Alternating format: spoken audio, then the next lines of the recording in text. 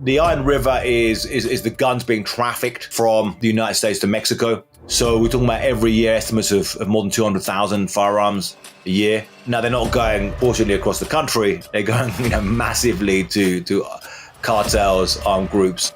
Can you define the Iron River? Because I think that's, in terms of a concept, I think that's something that viewers need to understand because it sounds so simplistic, but as you just highlighted, there's so many levels to it. But I think the core definition is something that everyone needs to understand in terms of what's happening, not only throughout the US, but what's trailing to the southern border and beyond.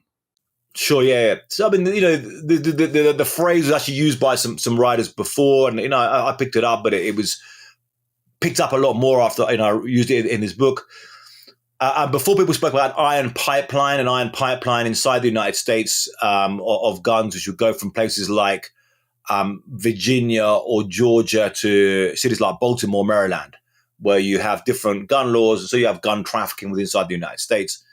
But the Iron River is the guns being trafficked, particularly to Mexico, but also after Mexico, going on from Mexico, because you have guns traced to criminals in Colombia that have come through Mexico.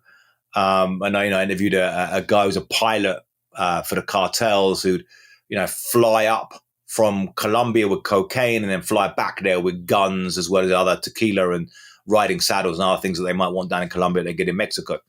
So you get this chain of it happening. But the Iron River is the guns being trafficked from the United States to Mexico.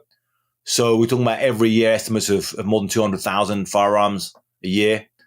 Now they're not going proportionally across the country; they're going, massively to cartels, armed groups, and you can see, cartels in these firefights with the Mexicans army, cartels with Barrett 50s firing, bam, bam, bam, like, hitting these. There's a video there where they're firing a Barrett 50 and they bang, hit a soldier, his leg blows away.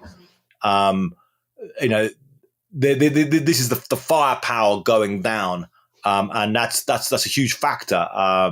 It's become now at the same time we've got fentanyl coming north. Fentanyl is a bit of a game changer. I mean, I've been covering this for 22 years, and fentanyl's been, when I started covering this, it was 15,000 overdose deaths a year in the United States. Now it's like 107,000 a year. It's a game changer there. But we've got this interchange: guns going south, drugs coming north.